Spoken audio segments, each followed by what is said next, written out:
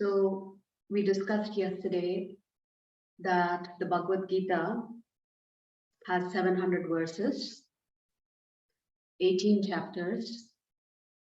The chapters are divided into sections of 3 each. The first 6 chapters are called Karma Yoga. The middle 6 chapters are called Bhakti Yoga. And the final 6 chapters are called Jnana Yoga or Sankhya Yoga. And another way to look at the same 18 chapters is the first 6 chapters answer the question, who are you? Which is, who am I? The next 6 chapters answer the question, who's Ishvara? So who's Jivatma first, then who's Ishvara, and then who and what is the role of Prakriti, the final 6 chapters. And karma is interspersed throughout the Bhagavad Gita. The importance of karma is there in the first 6 chapters, and then also in the final 6 chapters, Krishna comes back to the theme of karma again. And then time, the concept of time. So essentially, this is how the Bhagavad Gita covers the 5 main topics, which is Ishvara, Jivatma, Prakriti, Karma, and Kala. So these 5 themes are covered through these 18 chapters. What we also discussed is that Arjuna is confused and bewildered. And because he is confused and bewildered, he is lamenting. He is experiencing distress. The reason he is experiencing distress is because of the conflict between his Kula Dharma and his Kshatriya Dharma.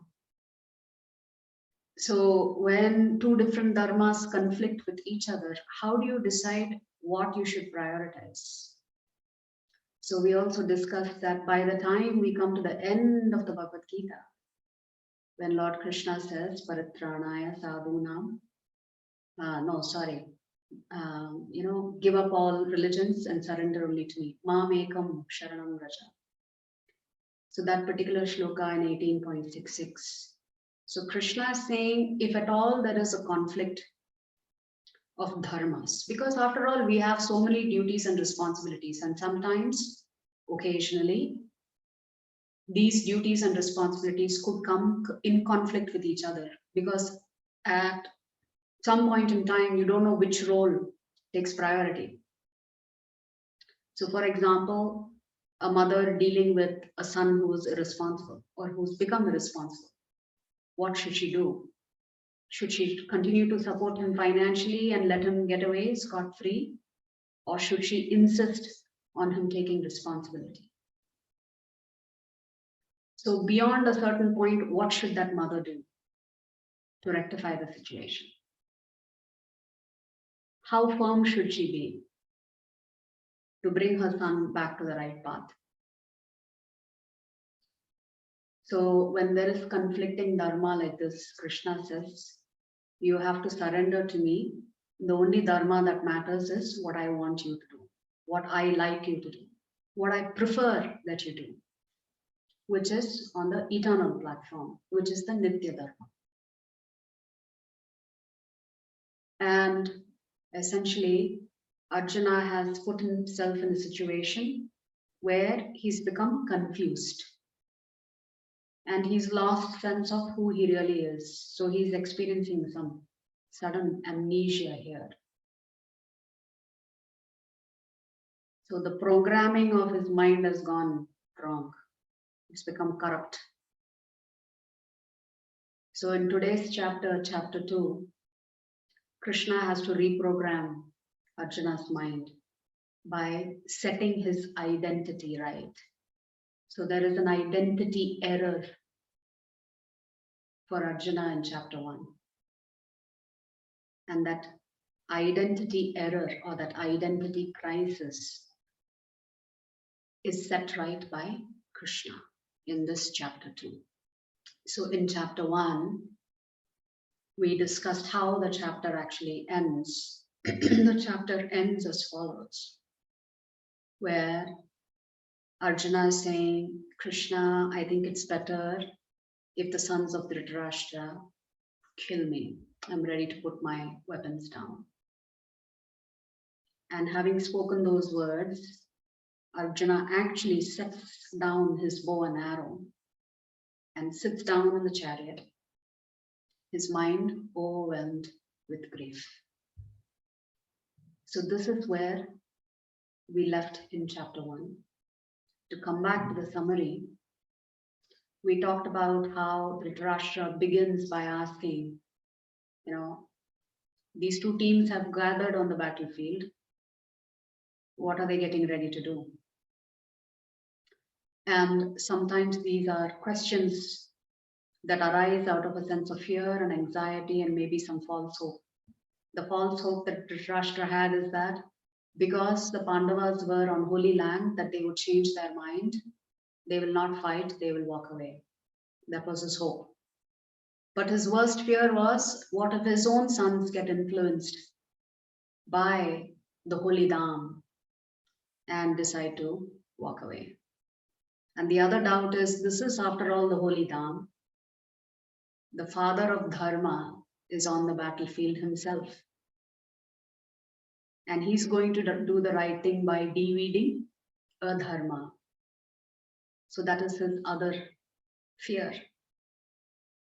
Duryodhana, of course, is not too pleased that his guru spent an inordinate amount of time training the very person that was going to be the cause of Dronacharya's death, Drishtadyumna. And we got into the story behind that.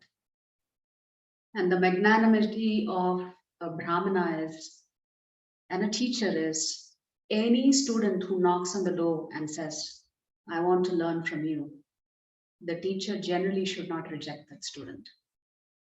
They should welcome that student because the student is eager. And we looked at all of the various signs of victory. We talked about how Hanuman ends up on the flag on top of a chariot. We really didn't get into Agni Dev's chariot. There is actually a pastime that happens where Agni Dev is trying to consume a forest called the Khandava forest. And this forest is good friends with Indra. And therefore Indra gets into the fight, trying to defeat Agni Dev. But for Agni Dev, the food is forests and such things. So at that time, when Agni Dev goes to Lord Brahma advises him that you should approach Krishna and Arjuna, they can help you. So Agni Dev comes back and he approaches Krishna and Arjuna. And Arjuna says, I'll help you, but in return, I need something from you because I am also getting ready to do battle. So Arjuna helps Agni Dev consume that Khandava forest. And in return, Agni Dev gives this chariot to Arjuna. So that's how actually Arjuna gets this chariot. The uncertainty that Arjuna is experiencing all of a sudden, should he fight or should he not fight? He's experiencing various symptoms because he has seen his own family members on the battlefield. And the turning point is when he starts giving reasons why he really should not do any battle with his own family members. So with that, we will look at how does chapter 2 begin. So chapter 2 begins as follows. I'll just quickly read the first 3 shlokas. Sanjaya said, seeing Arjuna full of compassion, his mind depressed, his eyes full of tears, Madhusudhana, Krishna, spoke the following words. So Sanjaya is describing, he has said at the end of chapter 1, he has said Arjuna has put his bow and arrow down. He's sat down with his head in his hand, completely depressed, distressed. Now he's saying Arjuna also has tears in his eyes. He's feeling extreme compassion for his own family. And Sanjaya uses the word Madhusudhana. Krishna has killed his own family member, a demon by the name Madhu. So very cleverly, Sanjaya is calling Krishna Madhusudhana. Madhusudana, the person who killed one of his own family members, spoke the following words. I heard a funny statement by one of the preachers, how Kamsa sends one demon after the other. And I heard one of the preachers say very sweetly, it's like the mama is sending his banja, toy after toy after toy, and Krishna is just very unhappy with each toy. He just immediately breaks it up and says, not good enough. So Kamsa keeps sending toy after toy, starting with Putana. But the nephew is not very impressed with the toys that his mama is sending him. So he destroys it. Good one. So he's not happy with the toys that his mama has been sending. So here Sanjaya is using the word Madhusudana for a reason. Because Krishna has killed a demon called Madhu, who apparently happens to be his family member. So hence the question is, Arjuna has to now get ready to kill his family members. So the Supreme Personality of Godhead said, my dear Arjuna, how have these impurities come upon you? They are not at all befitting a man who knows the value of life. They lead not to higher planets, but to infamy. So immediately we talked about what is the relationship between Guru and Shishya. The Guru will not hesitate to chastise the student. And Krishna is not demonstrating any compassion for Arjuna here. None, zero. Immediately he criticizes Arjuna.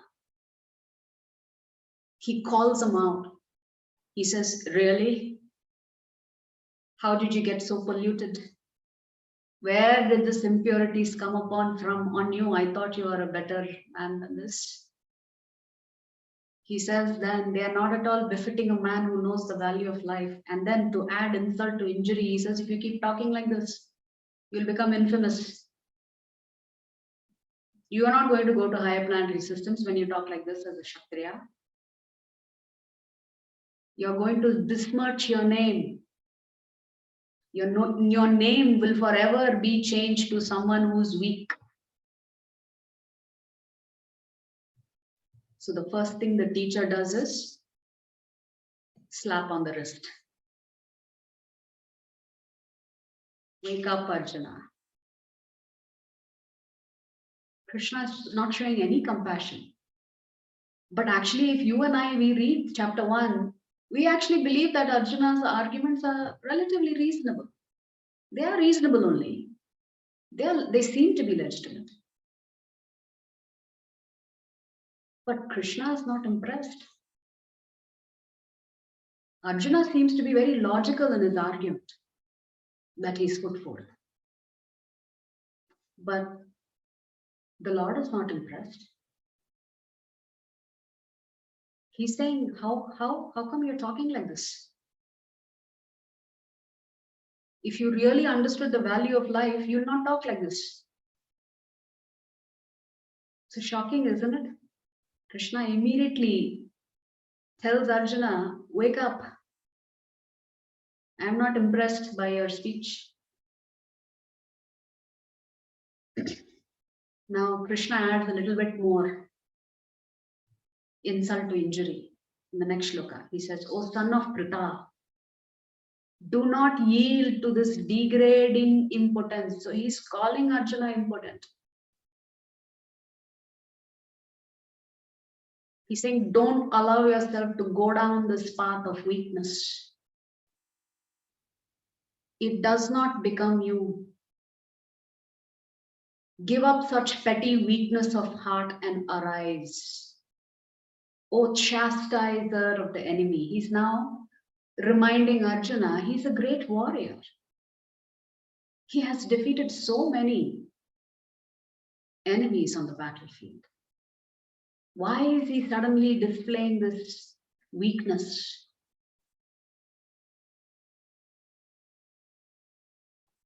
But you think Arjuna gives up after Krishna has just chastised him?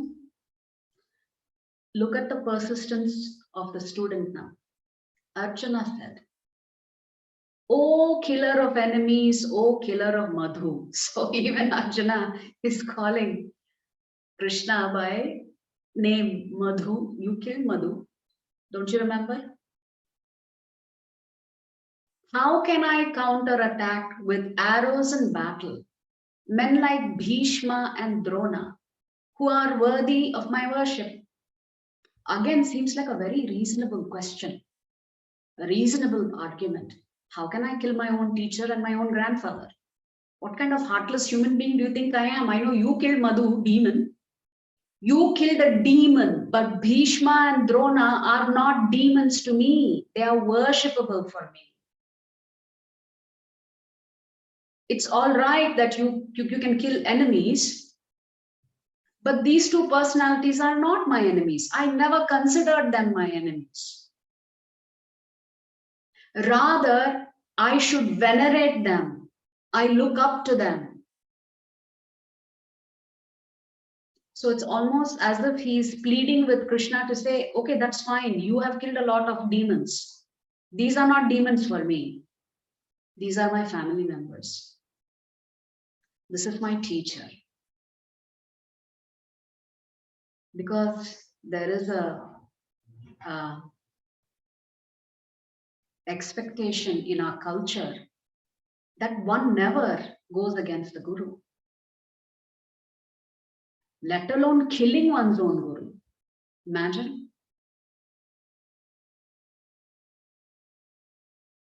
And then Arjuna will start explaining why he feels the way he does.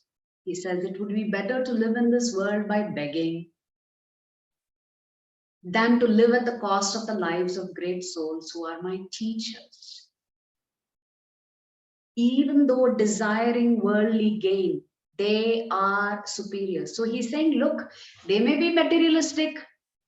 I may be very spiritual. That's okay if they are materialistic. They may want the kingdom for their side. But I cannot forget that they are my superiors. If they are killed, everything we enjoy will be tainted with blood. And then he expresses his confusion in the next shloka. So he's confused. Should he fight or not fight? So he explains to Krishna, nor do we know which is better, conquering them or being conquered by them. If we kill the sons of Dhritarashtra, we should not care to live. How can I kill my own family members and still have a heart left to rule over a kingdom? Yet they are now standing before us on the battlefield. So then Arjuna says, now I am confused about my duty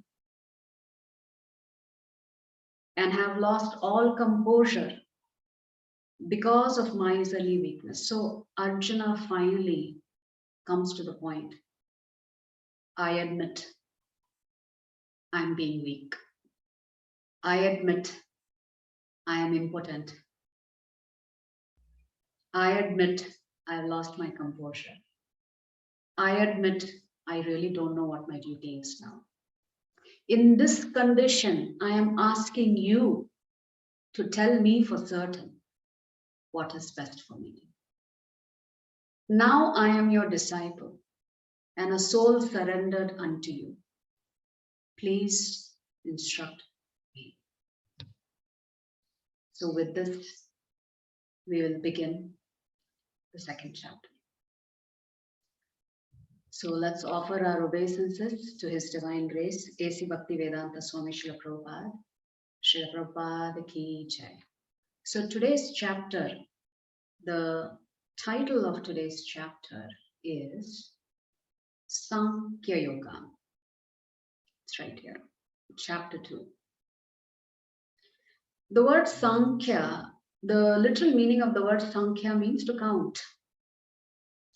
But another meaning of the word Sankhya is an analytical study of of observable phenomena, whatever it is observable. So Prabhupada summarizes the title as Contents of the Gita Summarized for a reason. This is the second largest chapter in the Bhagavad Gita, besides the 18th chapter. I think the 18th chapter has 76 verses, if I'm not mistaken, 76 or 78. So this chapter has 72 verses. It is an excellent summary of the entire Bhagavad Gita philosophy. So if you read chapter 2 thoroughly, you can understand the entire Bhagavad Gita. Similarly, if you read chapter 18 in its entirety, you will understand the Bhagavad Gita, because chapter 18 is also a summary of the Bhagavad Gita. It's a little bit more of a detailed summary, because Lord Krishna goes into little detailed explanations. Actually, in the very last section, Krishna goes into detailed explanations, the last 6 chapters. But chapter 18 is also a very good summary of the Bhagavad Gita. So hence, Srila Prabhupada titles this Contents of the Gita Summarized. And as we discussed, the single word summary for today's chapter is identity. Krishna has to re-establish for Arjuna, who seems to be experiencing some temporary amnesia. He has to re-establish to Arjuna who he really is. So technically, the chapter title is Sankhya Yoga, or you could say it's Jnana Yoga. Another word would be Jnana Yoga. So we are going to get into this chapter now. So what is the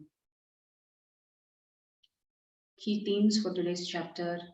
We talked about how we also experience stressful situations, and sometimes we may come across conflicting situations in our life where we're really not sure what decisions we should take. Typically, when we are confused, we approach our friends or family members or confidants and ask them for advice. But when they give you advice, we have a choice whether we want to accept it or reject it.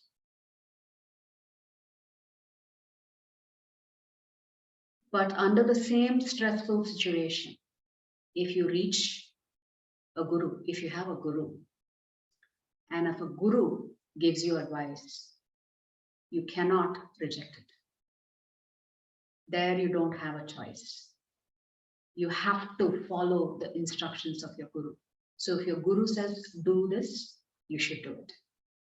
If your guru says, don't do it, even though you may not agree with your guru, you will still obey your guru.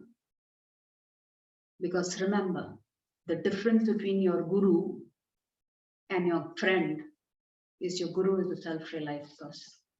He's not an ordinary personality. Guru is a living representative of God. So I think Gunjat Prabhu asked a question yesterday, which is,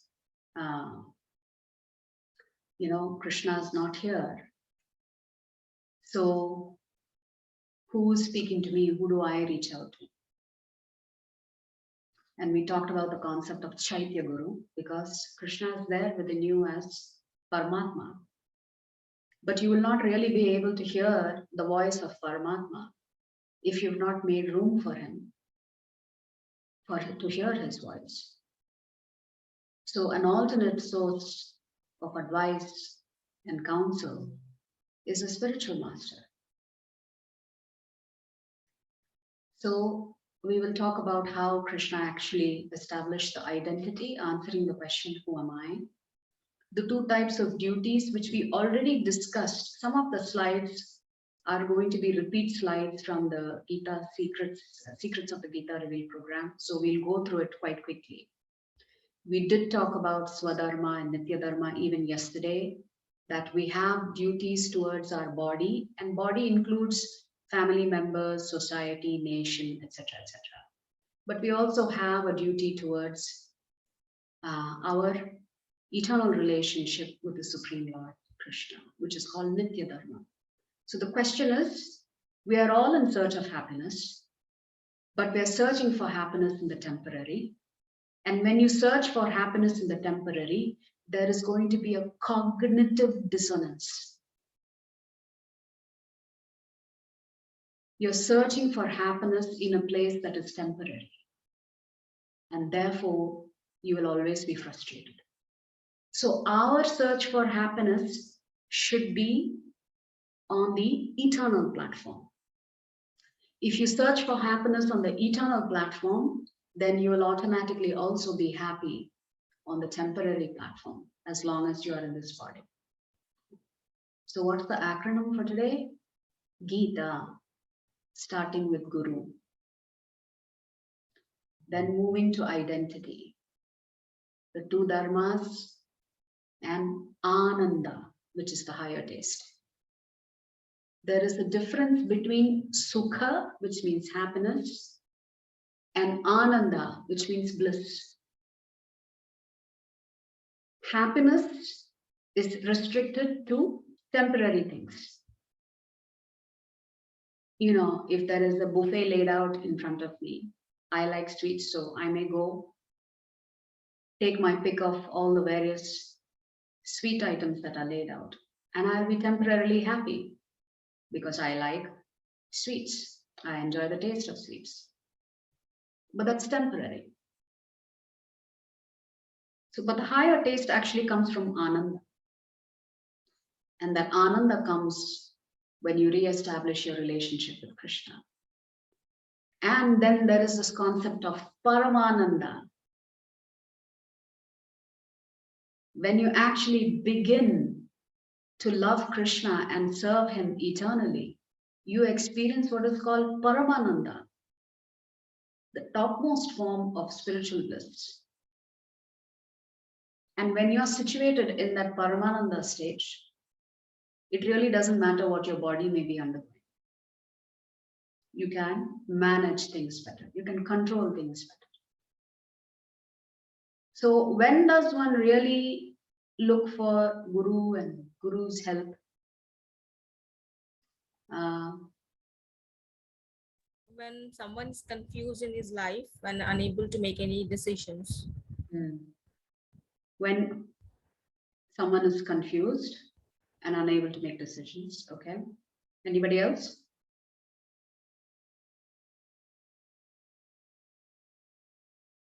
Why do you need Guru? To guide you on the right path when you're looking at something, not just answers to your questions, but also the right path and the correct path. Yes. So it doesn't mean you will only go knocking on the door of Guru when you're confused. Otherwise also we need Guru, right? To guide you. Yes. Yes. The representative of God. He's a representative of the Lord. So that means motivated. Guru helps the Shishya to be motivated all the time. Yes. Guru inspires, yes. Although the Guru's role is also to chastise, this chastisement happens more when there is close physical proximity to the Guru, or more interaction with the Guru. Chastisement can happen more often. But the Guru is also deeply compassionate. He is merciful. I'm using he, please understand it includes she also.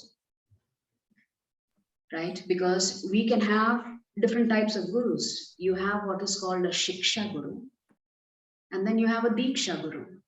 A Shiksha Guru is any guru who comes in a bona fide parampara, who tells you what is there in the Shastra, who gives you counsel directly from the Shastra. So like this, you can have many Shiksha Gurus in your life. But then the Guru, there is only one Guru that connects you with Krishna, introduces you to Krishna, personally introduces you to Krishna. And that Guru is called Diksha Guru. That is what I meant yesterday when I said you have to accept a living Guru and serve that Guru. That Guru is your Diksha Guru. Because the Guru's job is to crush your ego. Until you come to the platform of humility, because if you don't have humility, you will not be able to learn. Krishna will keep you at the big distance if you have a big ego. Bigger the ego, bigger the distance between you and Krishna.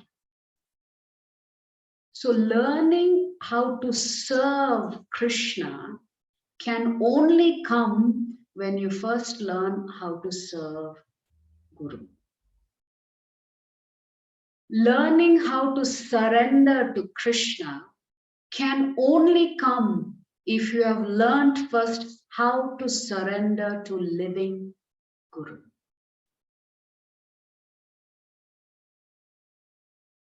To serve and to surrender, you have to do it and experience it with a living Guru before you can actually serve and surrender to Krishna.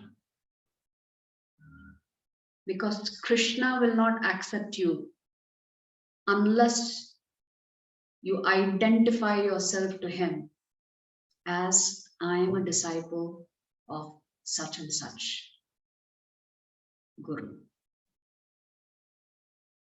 There is no entrance for you with Krishna unless you have accepted Guru. You cannot establish or rather re-establish your relationship with Krishna until and unless you have accepted a Guru in your life. And you're ready to follow his instructions no matter what. You're willing to take your Guru's instructions as your very life and soul. That doesn't mean you have to give up your corporate life. That doesn't mean you have to stop being a doctor. That doesn't mean you have to stop being a nice housewife and a wonderful mother. It doesn't mean giving up things. It simply means incorporating the instructions of the Guru into your life. That's all that means. There is not a single verse in the Bhagavad Gita where Krishna advises Arjuna, give up being a Kshatriya and go to the forest. I will do the work for you. Krishna never says, surrender to me. I will take care of everything. You don't have to do any work. I will work on your behalf. No, Krishna never says that in the Bhagavad Gita. Quite the opposite. So the first thing here, please recite the shloka after me. Karpanyadoshopahatah svabhavah Karpanyadoshopahatah svabhava pृच्छामि त्वां धर्म सम्मूढचेताः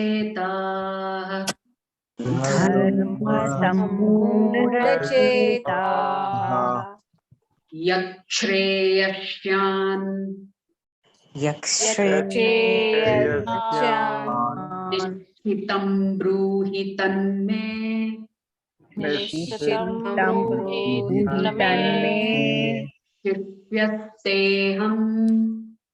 शिष्यस्तेऽहं शाधिमां त्वां प्रपन्नम्. One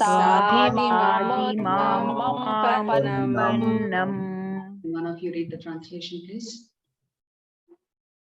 Now I'm confused about my duty and have lost all composure because of miserly weakness. In this condition, I'm asking you to tell me for certain what is best for me.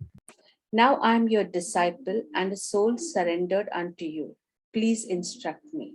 Bhagavad Gita Who is 2.7. ready, the Guru comes into your life. Knowledge has to be desired first in order to be received. You have to have the desire for knowledge. You have to have the desire to find a solution. If you don't have that desire, how can you invoke Guru to come into your life? So the first thing is, here what is Arjuna accepting? He is weak. He doesn't know what's the right decision to make. He's ready to hear the instructions from Krishna. And he tells Krishna, up until now, you and I were good friends. I am now your student. You are my teacher. And I am a soul surrendered unto you. Arjuna, of course, always knew that Krishna was Bhagavan. But up until now, they had a different relationship. The equation was different. Now the equation has changed. He is inviting Krishna to instruct him. He is begging and pleading with Krishna, saying, I've surrendered to you. So, surrender means you are eager to learn. Humility means you understand you don't have all the answers, that you perhaps may be operating out of ignorance. Then you go in search of a teacher. When your desire is strong, Krishna as the Paramatma, as the Chaitya Guru within you, will respond to that desire by sending a Guru into your life. It could be a Shiksha Guru to begin with, leading to a Diksha Guru later on. So, one thing that we need to learn is that to accept one's weakness, it takes courage, isn't it? It takes courage to say, I really don't have the answers. It takes courage to say, I have failed.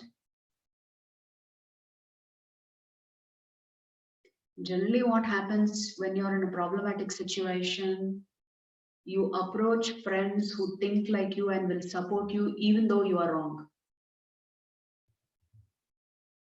They will agree with everything that you say because our mind is so crooked. We can twist any situation to show that we didn't do anything wrong. It was only the other party. Now you go talk to the other party, they will say the same thing. I didn't do anything wrong. It is the other party. So how do you decide who is right and wrong in the situation? When both parties clearly claim the other party is at fault.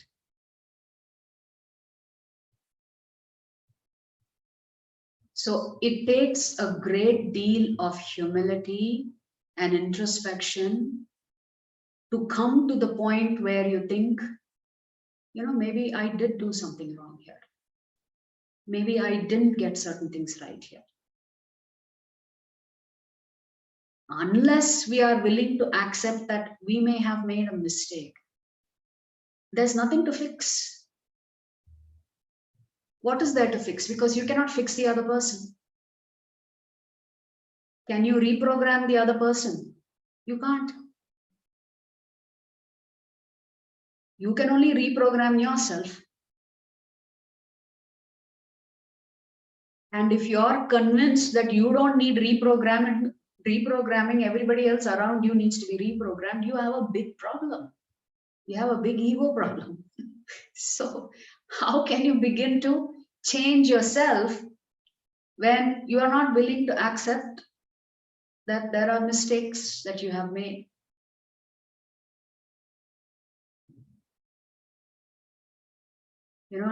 I believe this quote is attributed to Mahatma Gandhi. I really don't know who the original quote comes from.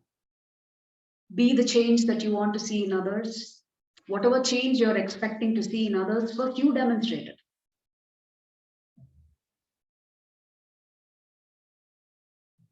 There is the saying that success has many fathers, but failure is an orphan.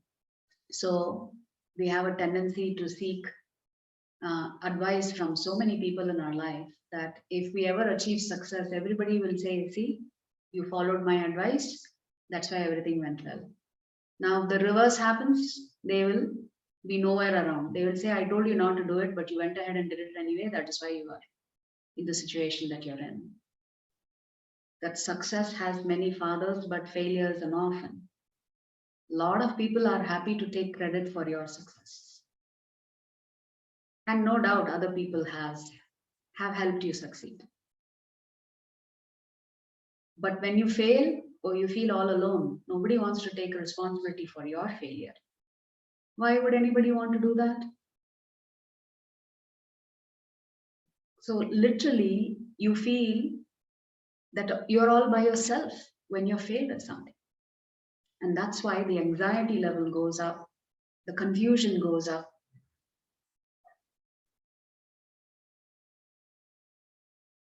So progressiveness means constantly acknowledging our own weaknesses and working on it. Because otherwise we can become proud about anything and everything, you know. And pride prevents you from becoming a better human being. Pride prevents you from working on yourself. You're so perfect, why should you change who you are? So this is lesson number 2. So we're going to come, this is the importance of Guru. Guru in life means, we said the word Guru means heavy. Heavy means the Guru will chastise you. You have to be ready to accept that chastisement. If you have a big ego, the Guru's job is to crush your ego. Because as long as you have the ego, you're not ready to listen. You're not ready to learn. So now we come to the position of what is your true identity? So I'm going to share a slide that we discussed in Secrets of Gita Revealed, right? That Arjuna was experiencing an identity crisis. So the question is, definitely the Kauravas are sinful. Definitely death is a fitting punishment for anybody who's sinful. Because death at least brings an end to their sinful reactions in that life. But then Arjuna's question is, why is it acceptable to kill one's own family in this process? So in this chapter, you will see Arjuna going from argumentation to submission. So he has given all these reasons, right? Compassion, I cannot enjoy the family. The people on the other side are saintly. I have to accept the karma of killing so many people. It is said that 64 crore soldiers died on this battle. 64 crore soldiers, 640 million. That seems like a shocking number.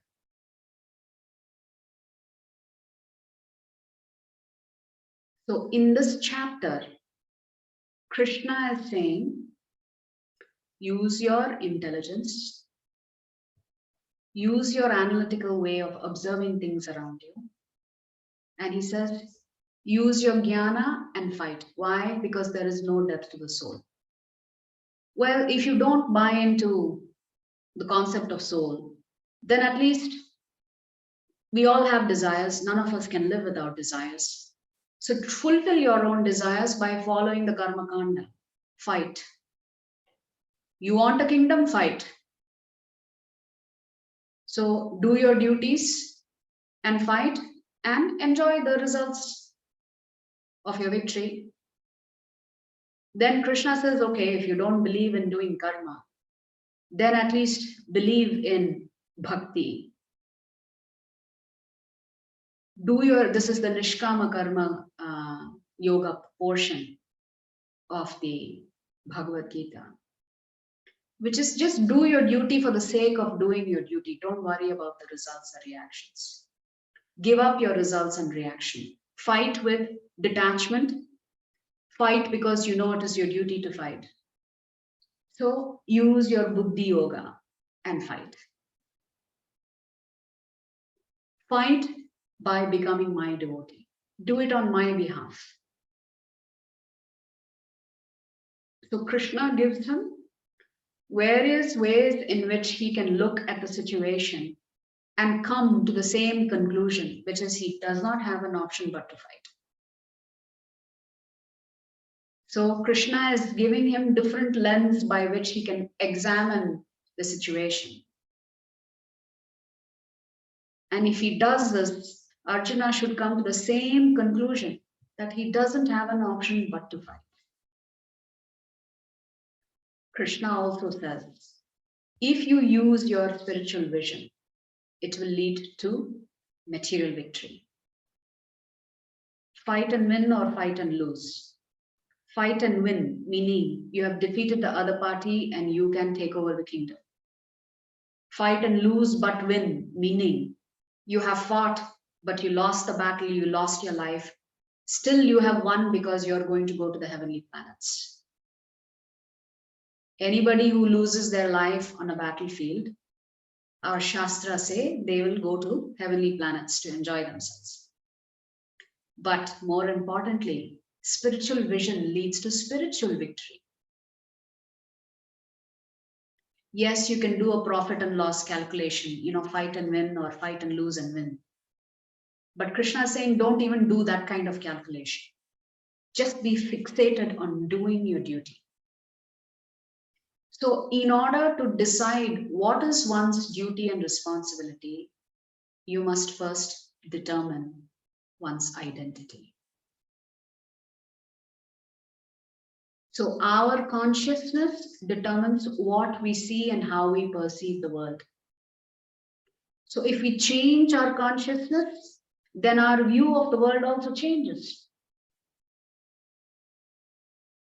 So Krishna, throughout this chapter 2, is telling Arjuna, create a better reality for yourself by simply elevating your consciousness from the bodily platform to the eternal platform. Krishna is telling Arjuna, your vision is limited. Yes, things on the bodily platform are important. It is not that one can simply set it aside and negate it. But your vision is very narrow. Your vision is myopic. Because you're not seeing the bigger picture, Arjuna. And I'm trying to help you see the bigger picture so that you can come to the right conclusion. Make a decision and fight. So this is what we looked at, this particular slide in the Gita Secrets Revealed. So coming back to this slide here. So we have a mistaken identity. Arjuna was looking at everything on the bodily platform. I mean, this is my family, I can't enjoy my sins, etc., etc. But the real I, Krishna speaks about that in the 13th shloka. Please repeat after me. Dehinosmin yata dehe. Dehinosmin yata dehe. Kaumaram yauvanam jara. Kaumaram yauvanam jara. Tatha dehantara praptihi. Tatha Prapti. Dhirastatra namuhyati. Someone read the translation. As the embodied soul continuously passes in this body from boyhood to youth to old age, the soul similarly passes into another body at death. A sober person is not bewildered by such a change. Krishna is saying, hey Arjuna, your body has been changing all along. You were a baby once upon a time, then you became a little boy. Your body then changed to youth. Then it is going to grow old. What are you so bewildered about? You're crying out for Bhishma and Drona. You think they're going to live forever in this body that they are occupying right now? Don't you know Just like you have to give up your body, they will also give up their body. What is so problematic in this situation? Why are you bewildered? You are on the battlefield. Somebody has to die. Battle means death. Why are you whining about this? Krishna is saying this is just natural. It is inevitable. You think Bhishma Dev is not going to get another body in the future if he gives up his body now? Do you think Dronacharya is not going to get a new body after he gives up this body? Do you think they are going to keep their current body forever? You're a sober person. You know that's not possible. So why are you acting so confused? We did talk about the composition of the fact that we have a gross body, we have a subtle body within which the soul is residing. The gross body is what you see, the physical body. The subtle body is made up of mind, intelligence, and false ego.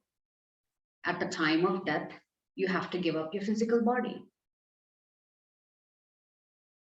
At the time of liberation, you will give up both your physical body and your subtle body, which is your mind, intelligence, and false ego. Because at the time of liberation, your soul is coming back to its original position of being a servant of Krishna. It is in that Satchitananda state. So, but at the time of death, you give up your physical body, but your subtle body goes with you to occupy the next body. Therefore, your memory, your tendencies, your desires, all of them will go with you into the next body. And there is no guarantee that your next body is going to be a human body, because your next body is going to be determined by what you deserve plus what you desire. What you deserve means based on what karmas you have accumulated, that will determine your body, along with what you desire. But the choice is ultimately not made by you. It is done by Daiva, Krishna says. So the demigods decide what body you have to take next. You can't say, no, no, no, I don't want to be a pig in my next life. I want to be elephant or whatever it is. You don't get that choice. You've already made a decision through your activities and action. You've already got a set of desires. Simply based on a combination and calculation of those two, you will figure, the devas will decide what your next body is going to be. So now Krishna is going to get into the technical details of the soul. Again, we discussed this during the Gita Secrets Reveal, so I will not go into the details. We will just recite the shlokas and move on. Please recite after me. Nainam chindanti shastrani. Nainam chindanti shastrani. Nainam dahati pavakaha. Nainam dahati pavakaha. Na chainam kledayantyapo. Nasainam kledayantapo. Na shoshayati marutaha. Nasosayati marutaha. Somebody read the translation. The soul can never be cut to pieces by any weapon, nor burned by fire, nor moistened by water, nor withered by the wind. So Krishna is telling Arjuna, you may be destroying the body, but I want to tell you, you may have all these fantastic weapons, you can't touch the soul. Simply because the soul is eternal. Nothing can happen to the soul. The soul is undisturbed. It will just glide out of the body, and there are different ways in which it can come out of the body. We have 9 openings, right? 2 eyes, 2 ears, the mouth, and then the evacuation organs. Depending on what your desires are and how you feel at the time of death, the soul will exit through any one of these orifices. However, great yogis practice in such a way that their soul exits to what is called a Brahmarandra. But otherwise, our soul can exit through the anus, depending on how we feel. So it will just find one of the 9 openings and slide out and get ready to occupy the new body. So nothing happens to the soul. We discussed this, the size of the soul. So if you take a tip of a hair, cut it into 100 pieces, take one of those 100 pieces and cut that one piece into 100 another pieces, then take that one piece, that is the size of the soul. So the tip of the hair sliced up 10,000 times is the size of the soul. Our Shastras say the soul resides in the heart. The soul is always seeking Satchidananda. It is searching for God because it will only find Satchidananda when it is reunited with the Supreme. And the symptom of the soul is consciousness. Therefore, when the soul exits the body no longer can act because consciousness has left the body. The body undergoes 6 kinds of changes. It takes birth, it grows, it maintains itself, it produces some byproducts, it dwindles and it dies. The soul does not undergo these 6 changes, but it does travel from body to body. The spirit soul is eternal and indestructible, while material nature is temporary. Material nature includes this body that we are occupying. Because of this, one should not be bewildered by the inevitable destruction of the material body. Rather, one should remain fixed in prescribed duties which purify and allow one to realize the eternal self. So all along in this chapter, Krishna is going to keep coming back, not just this chapter, but the entire Bhagavad Gita. Krishna will keep coming back to each one of us having to perform our prescribed duties. Yesterday we were talking about Varnashrama. Somebody asked the question, how do I know what Varna I'm part of and what are my prescribed duties? What if I'm part of a particular Varna? Say, for example, I'm part of the Kshatriya Varna, but I'm not really doing any duties aligned to being a Kshatriya. And we had said yesterday that in the Kali Yuga, most of us are Shudras. So we have to qualify ourselves to become a Kshatriya or a Brahmana. And we said that Lord Krishna himself will talk about the qualities of a Brahmana. What are those 20 qualities that one needs to have before we can consider ourselves a Brahmana? So you cannot be Brahmana by birth. So imagine that Dr. Shika, right? You are a doctor. So if you have a child, does that make your child a doctor automatically? No, your child has to qualify to become a doctor, just like you qualified yourself to become a doctor. So just because you are born to somebody who's a Brahmana does not mean you become a Brahmana. But I will tell you how our Shastras explain why did this come about, that this happened by birth. There is a legitimate point behind that, and I will explain that to you. Why this kind of crept into our system as a caste system.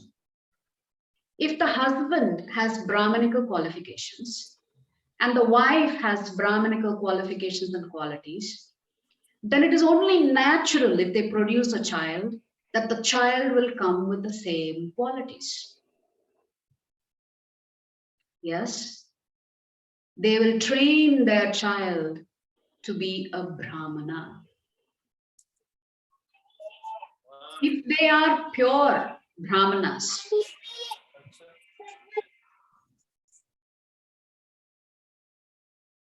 and if their consciousness is that of a Brahmana, then naturally both the husband and wife who are consciously on the platform of Brahman means you understand that you are united with the Supreme. Brahman means you don't dwell on material bodily things. Then it's only natural that you will produce a child that will come with the same qualities. But in Kali Yuga, this is not possible. Therefore, this caste system is abominable in our culture. Just saying, I'm born into a Brahmin family and therefore I am Iyer or Iyengar or whatever it is, Chaturvedi. This is not accepted at all in Kali Yuga. One has to qualify oneself to be a part of that Varna. So the question is then, what is my prescribed duty if I'm a Shudra? We said if we want to be devotees of the Lord, we need not worry about Varnashrama. Krishna himself says this in Bhagavad Gita. If we consider ourselves to be devotees of Krishna, then Varnashrama does not matter to us. It does not mean we stop doing our duties. Whatever duties we have to perform towards our family and society, we need to do it very nicely and very sincerely. But other than that, as per Bhagavad Gita, we need not worry whether we are Vaishya, Shudra, Kshatriya, Brahmana. If you are a devotee of Krishna, all you need to worry about is, I am Vaishnava, I am better than a Brahmana. No, of course, a devotee will never say, I am better than a Brahmana. A devotee will always think, because of our innate humility, we will always think we are no good. We will always think we are worse than Shudras, that we don't have the qualities to be a devotee. But as for Shastra, if you are a devotee of Krishna and if you're a sincere practicing devotee of Krishna, where you are following the instructions of the Guru very nicely, you need not worry about Varnashram, because you have transcended.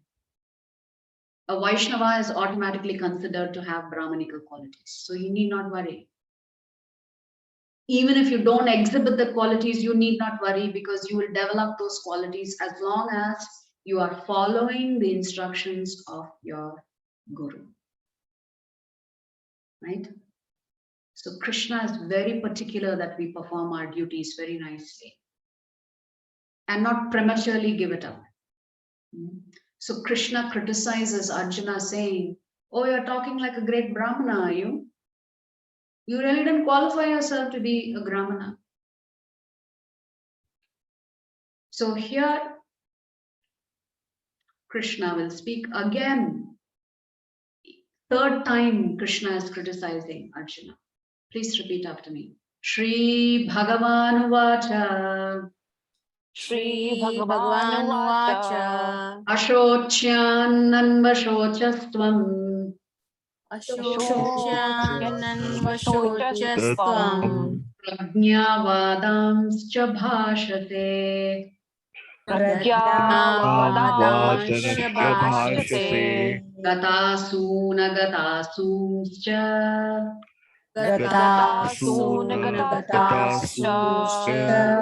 Nanushocanti pandita. Nanushocanti pandita. Sri Bhagavan Vacha. So throughout the Bhagavad Gita, Sanjaya refers to the Lord as not Krishna Vacha. It is Sanjaya Vacha, Dhritarashtra Vacha.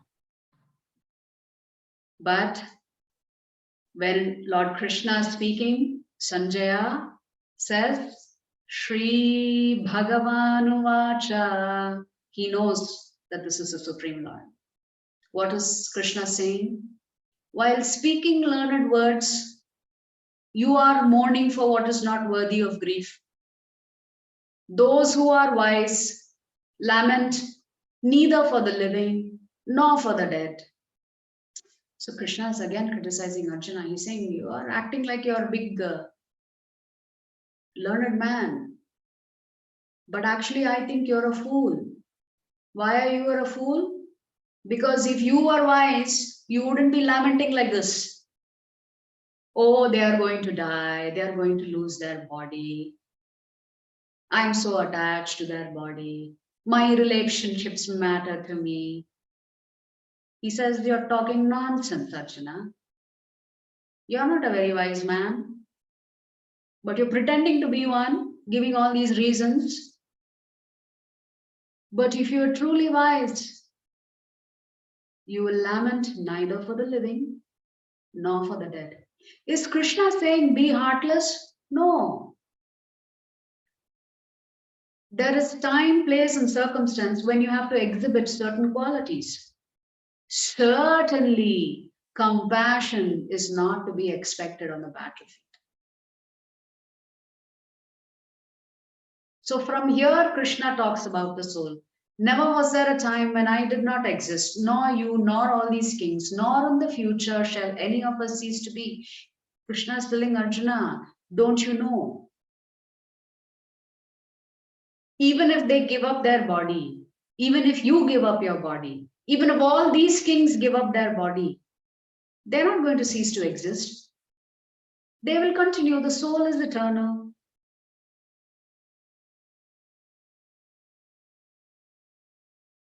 So from here on, Krishna will begin to explain the importance of the soul and to not focus on the body exclusively. Arjuna was all along arguing, saying, but my relationship, but this, but that, but that.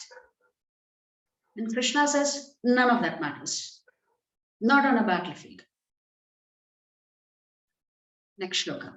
Jatasya hidruvo mrityur Jatasya hi Dhruvoham mrityu dhruvam janmamritasya cha dhruvam janmamritasya cha tasmadapariharyerte tasmad apariharyete natvam sochitumarhasi. na tvam Tvam sochitam arhasi. Can somebody read the translation? One who has taken his birth is sure to die, and after death, one is sure to take birth again. Therefore, in the unavoidable discharge of your duty, you should not lament. Krishna saying, if they die, they'll take birth again. If they've taken birth again, they'll have to die. It's just a cycle. And then Krishna comes to the important point. Therefore, in the unavoidable discharge of your duty, when you have a duty to perform, don't spend time complaining that you have to do it. Just do your duty. Stop whining and finding excuses as to why you should not do your duty. So Krishna is using the word unavoidable discharge of your duty. All of us have to act. All of us have to work. We can't just run away from our responsibilities if things get difficult. So we have to do the best we can given the situation at hand. So Krishna is telling Arjuna, stop complaining. Stop giving excuses. You have to do what you have to do. You're a Kshatriya. So we discussed this Swadharma and Nitya Dharma. We all have responsibilities towards our family, ourselves, our society. It is important. It is not that it is not important. Krishna is not saying walk away from all of this. But we also have a duty towards our Sanatana Dharma. The word Sanatana means eternal. That which is never destroyed. Which is, we have Dharma towards our body. Just like we have Dharma towards our body, we also have duties and responsibilities towards our soul. How do we perform those duties and responsibilities? By the ABCD formula. association with other devotees, book reading, chanting, deity worship, and changing one's diet. So this is important. How much money do you think we spend taking care of our body? Thousands of rupees, if not a month, in a year. How much money do we spend on our Nitya Dharma? Zero. These classes are free.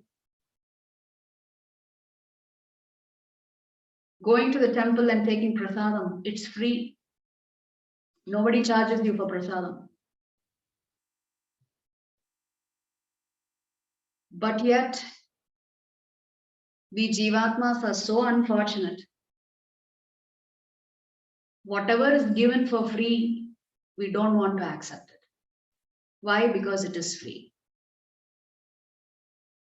If it is free, it must be less than cheap. Yeah? That's our unfortunate. But of course, none of you all fall in that category because you all are attending this class. So you have recognized the importance of Nitya Dharma by coming to this class.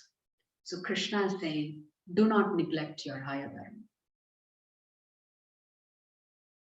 So neglecting our Sanatana Dharma is like polishing the cage and not feeding the parrot that is inside. Over a period of time, that parrot is going to be deprived of nutrition.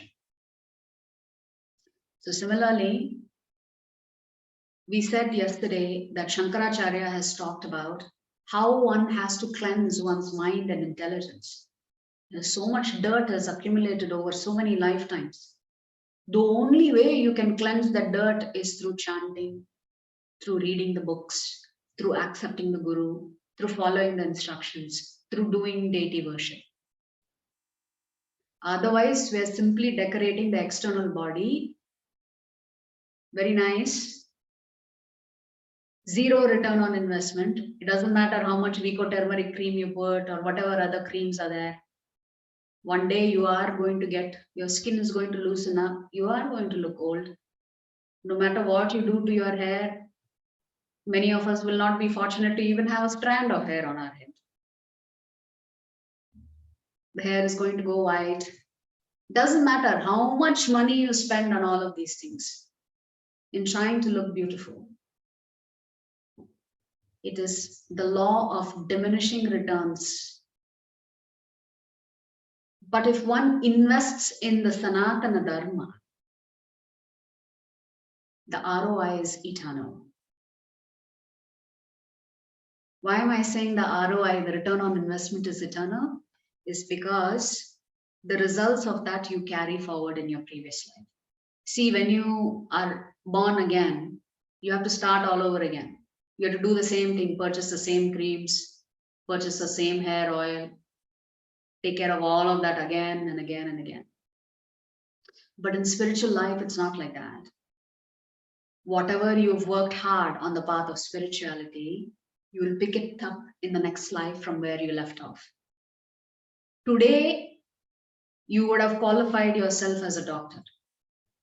Next life, if we are fortunate enough to become a human being, and if you want to become a doctor, you have to start all over again. But today, let us say, out of 100 marks, you have scored 10 on the Swadharma platform. In next life, you will start with 11. You will not come back to 0.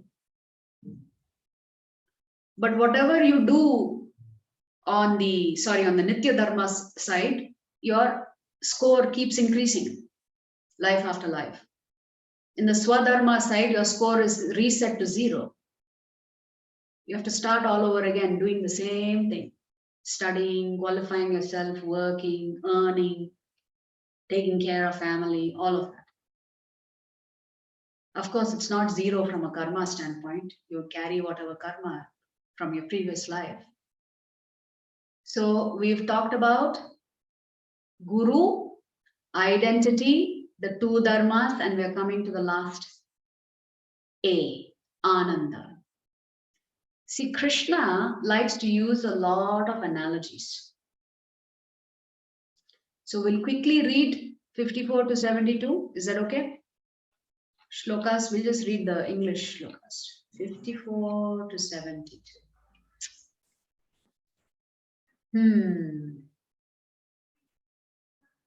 So Arjuna has been listening silently to everything that Krishna has said. Now he interrupts. He asks Krishna 4 questions. Arjuna said, "O Krishna, what are the symptoms of one whose consciousness is thus merged in transcendence?" You remember from the other slide, Sthita Prajna.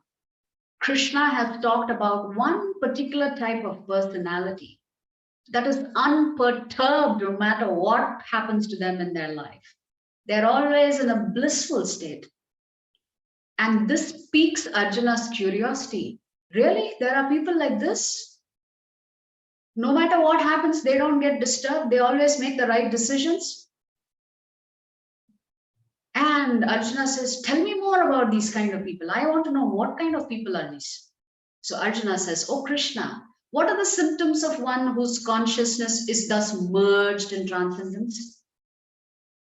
Sthita Prajna means Krishna has been talking about his devotees. So Arjuna is asking, your devotees, how does he speak? And what is his language? How does he sit? And how does he walk? So Arjuna is curious. Acha, you've told me your devotees are so calm, so peaceful, so compassionate, so merciful. They can see the truth clearly. They're always in bliss. I want to know, how do I recognize them? So how do they speak? What's their language? How do these people sit? How do they walk? So in response to this question, Krishna will answer these questions in detail to the end of this chapter. So we'll very quickly read the English translation of the shlokas, because Arjuna has asked for Krishna to tell him, what do your devotees look like? What are their characteristics? The Supreme Personality of Godhead said, "O Partha, when a man gives up all varieties of desire for sense gratification, which arise from mental concoction, and when his mind thus purified, finds satisfaction in the self alone, then he is said to be in pure transcendental consciousness. One who is not disturbed in mind, even amidst the threefold miseries, or elated when there is happiness, and who is free from attachment, fear, and anger, is called a sage of steady mind. In the material world, one who is unaffected by whatever good or evil he may obtain, neither praising it nor despising it, is firmly fixed in perfect knowledge. One who is able to withdraw his senses from sense object, as the tortoise draws its limbs within the shell, is firmly fixed in perfect consciousness." So I said Krishna likes to use analogies. So his first analogy is like the tortoise. He's saying the devotees are like tortoise, you know. If difficulties come and if there is chaos around them, they know how to withdraw themselves internally so that they are not contaminated by that chaos. Just like a tortoise draws its limbs within its hard shell. Though the embodied soul may be restricted from sense enjoyment, the taste for sense objects remains. But ceasing such engagements by experiencing a higher taste, he is fixed in consciousness. So this is the Ananda principle that Krishna is talking about. Krishna is saying everybody has desires. No human being can live without desires, because if you didn't have a desire, you wouldn't want to wake up tomorrow and get up and do something about life.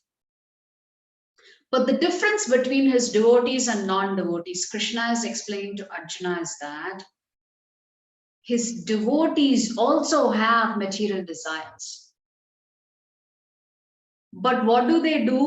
They dovetail those material desires with spiritual desires, therefore their material desires gets transcendental.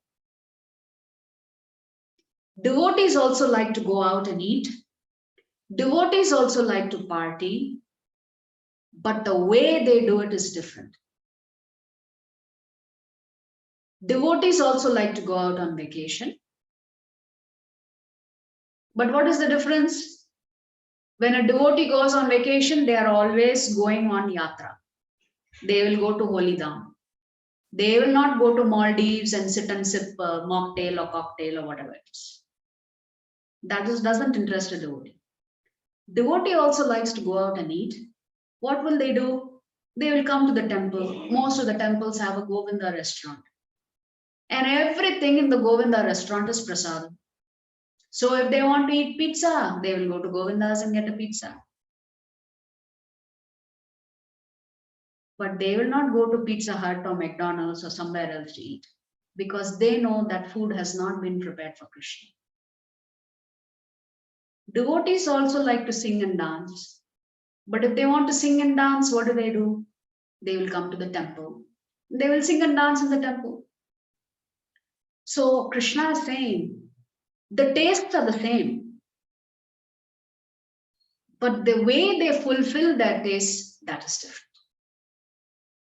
Their taste is now on a higher platform. They want to sing and dance, they are not going to go to a bar. If they want to sing and dance, they will come for every festival to the temple and they'll be happily singing and dancing in the temple. This is the difference between the devotees and the non-devotees. The senses are so strong and impetuous, O Arjuna, that they forcibly carry away the mind, even of a man of discrimination who's endeavoring to control them. So Krishna is saying it's very hard to control the senses. One who restrains his senses, keeping them under full control and fixes his consciousness upon me, is known as a man of steady intelligence. So Krishna is giving the solution. First he is saying senses, very hard to control. Then he is saying, actually you can control it. How you can control it? Always think of me. Do everything to please me and satisfy me. While contemplating the objects of the senses, a person develops attachment for them. And from such attachment, lust develops, and from lust, anger arises. From anger, complete delusion arises. And from delusion, bewilderment of memory. When memory is bewildered, intelligence is lost. And when intelligence is lost, one falls down again into the material pool. So Krishna is warning Arjuna how this actually works. How do you fall into the trap of materialism? Everything your senses see, it gets attracted to it, and then it wants to chase it. And if it doesn't get it, it gets angry. And when it gets angry, your senses are deluded. When it's deluded, it becomes so bewildered, it ends up making the wrong decision. This is how we lose our intelligence. So he's telling Arjuna, those who are not my devotees, this is the trap that they fall into. But a person free from all attachment and aversion and able to control his senses through regulative principles of freedom. Yes, I have given freedom to everybody, but my devotees will never misuse that freedom. They will not do whatever they want. They will do what I want them to do. I want them to chant. I want them to surrender to me. I want them to think about me all the time. I want them to worship me. And therefore, whatever instructions I give my devotees, they just follow those instructions. And simply by following my instructions, they get my mercy.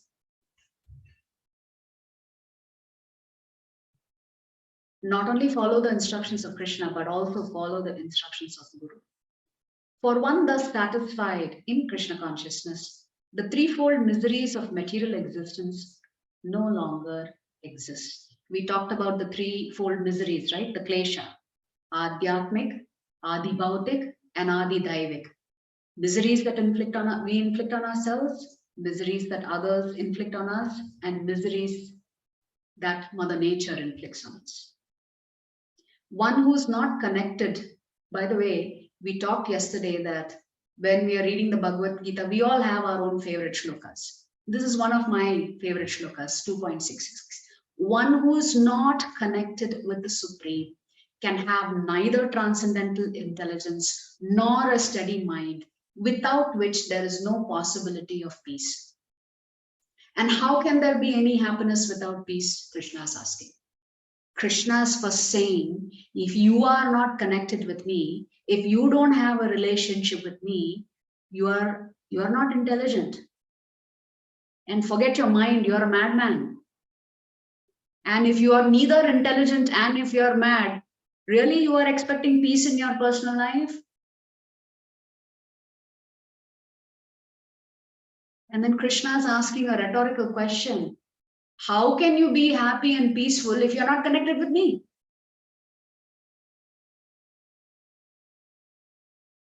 So Krishna is emphasizing here the importance of practicing Krishna consciousness, of always every day connecting with him. Because he is saying, if you're not connected with me, I don't consider you intelligent. I consider you moodha, foolish. You are expecting peace of mind in your life. Good luck. If you have forgotten me, you are not going to experience any peace in your life.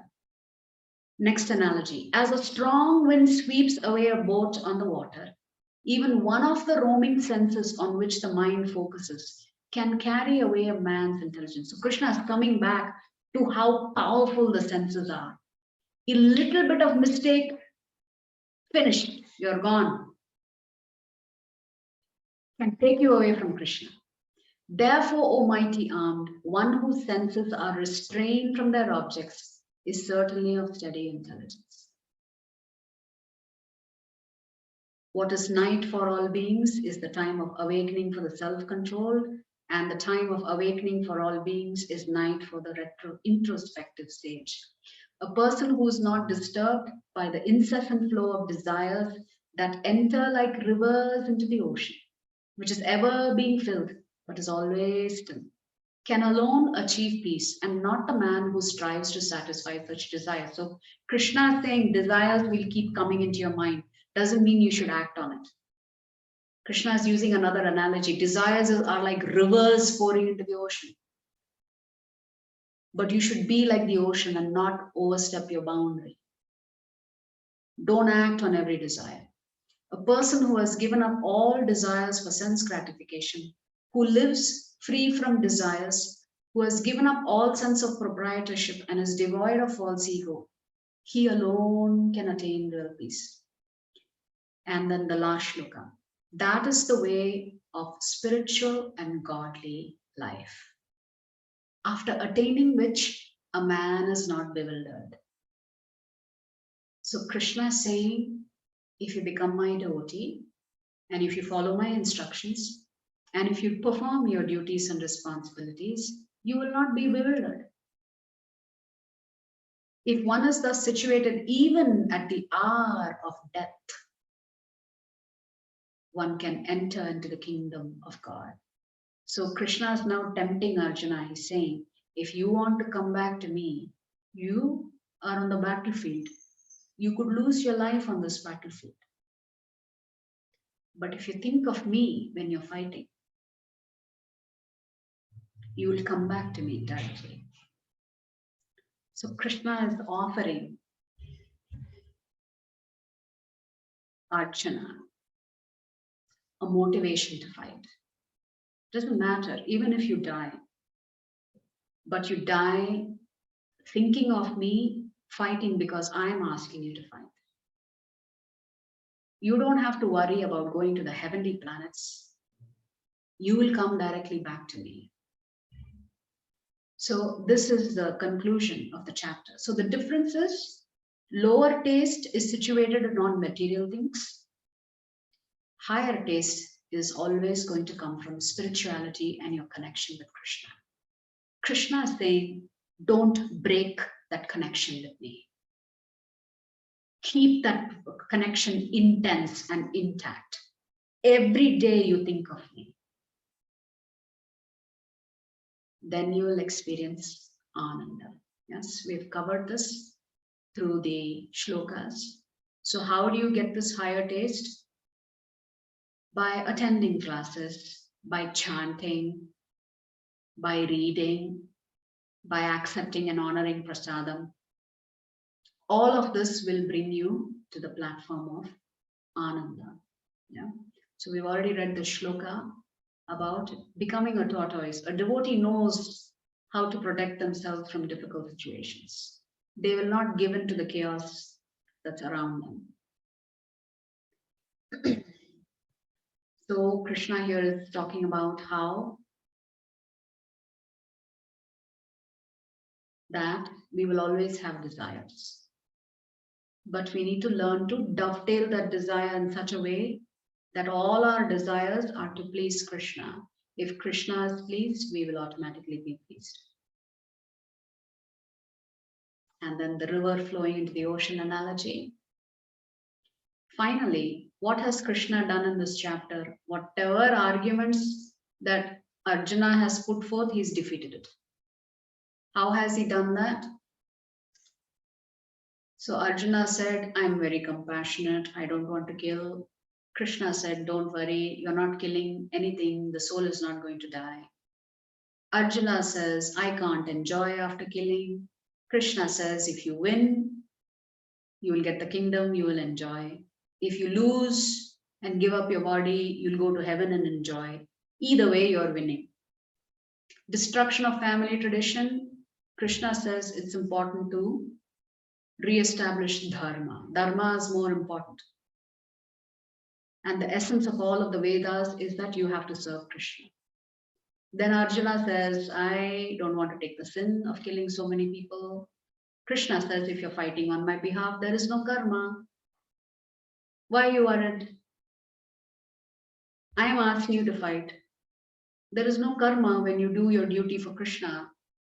There is only karma when you're trying to satisfy your own material desires. If you're trying to please Krishna every day, there is no karma for you. Then Arjuna was saying, I don't know which is better, they defeating me or me defeating them. Krishna says nothing doing. The other party is adharmic, they have to be killed. You don't have a choice in that. Right? So this is the conclusion of chapter 2. So I'll pause here. If there are any questions, I will take it up. I wanted to cover some pastimes, but we'll do it tomorrow. Yeah. Vancha kalpadarupyascha kripa sindhubhya evacha